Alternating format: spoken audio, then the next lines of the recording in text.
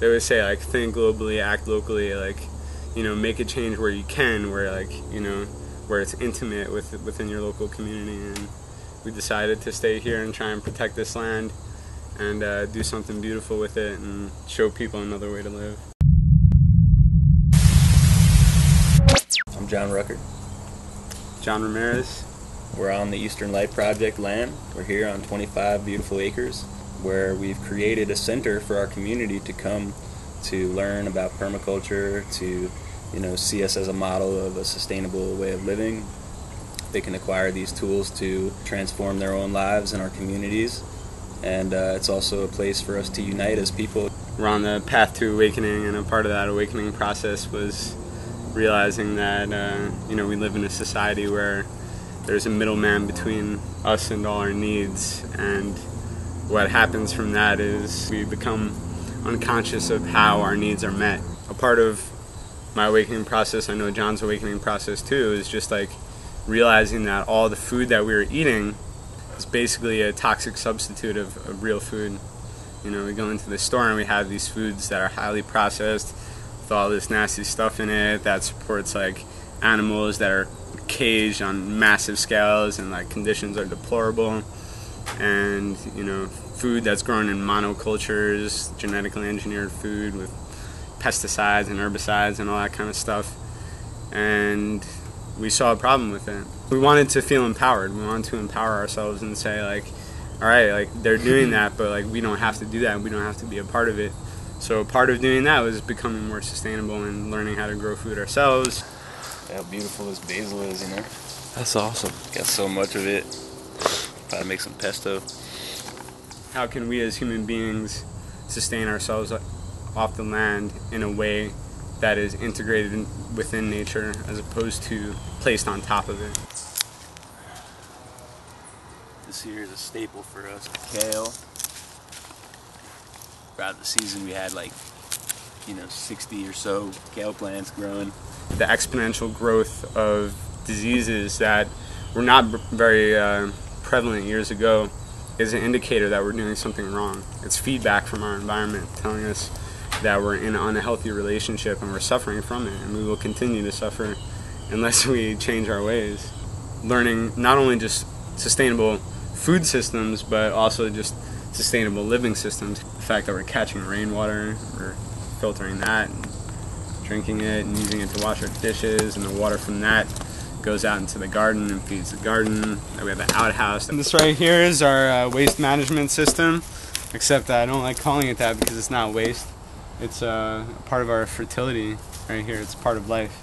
And once the big kind of container that you're using gets filled up after a number of uses, basically you take it out and you put it into a composting area. At the end you have this really big pile of fertility that has turned human waste and plant material, plant scraps, into this rich, fertile soil that you can then use in the garden. Waste management is, I mean, it's a part of way to get off the grid. If you're connected to a sewage system, that's an expense right there, and that's a grid that's really not sustainable.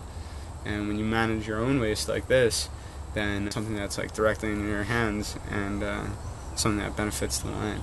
The first thing that people notice is that we're living physically with the physical world in a different way. How can we live together in a way that only improves our well-being, in a way that only makes this land and each other healthier and happier? This is a really beautiful and special piece of land that we're on here. Many people come and they hang out in gatherings with us, and they experience this big open space, the real beauty and the real sanctuary where we can come to experience that quietness and that peace and that connection to nature. Beyond this space here, we have 20 acres of woods or so. I encourage people all the time, come here and care about it and feel like it's yours too, and come for a walk in our woods and get to enjoy this connection here to nature. We have like an abundance of plant medicine that exists all over this land, and there's a program that we're beginning in a couple weeks here for fall and winter. It's called the Community Supported Medicine Project. So what we're doing basically is we're creating a list of medicines that we can harvest at this time of year. Plant that's commonly known as an invasive species. It's called Japanese barberry. Right now, this time of year, you have these berries here which are edible and very nutritious, loaded with vitamins. In the late fall and just before springtime, you can harvest the root from these plants and make a very powerful medicine from them.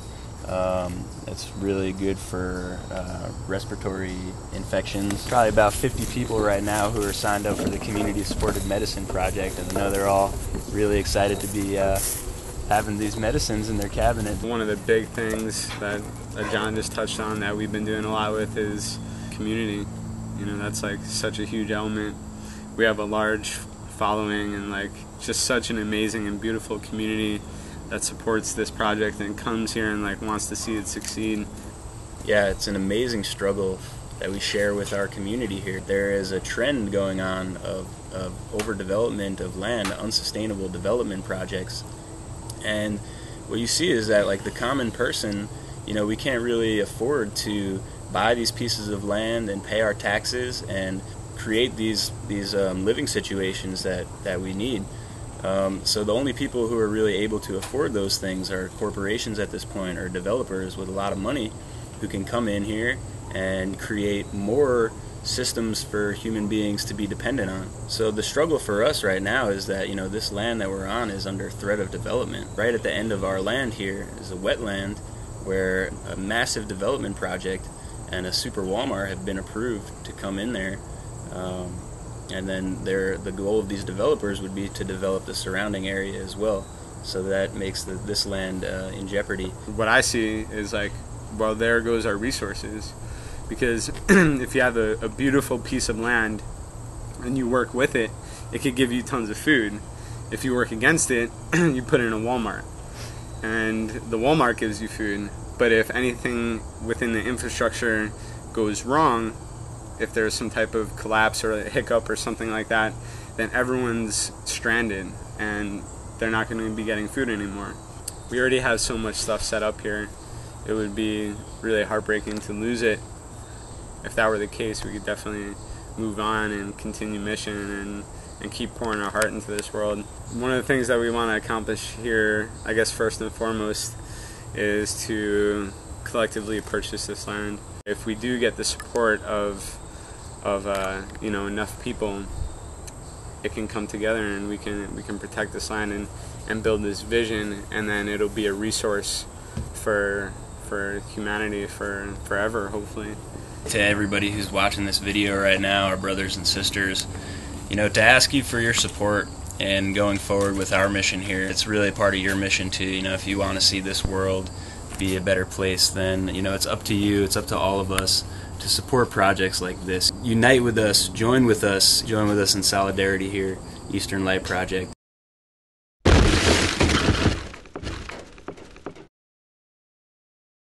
Stuck my head out the front door, and I see like more than I can count, fully blacked, you know, bulletproof shields, assault rifles, like boom, in lines and in formations. Have you ever heard of a GMO or genetically modified organism? No. I think I've heard, but I'm not really sure exactly it is. It's like where they add chemicals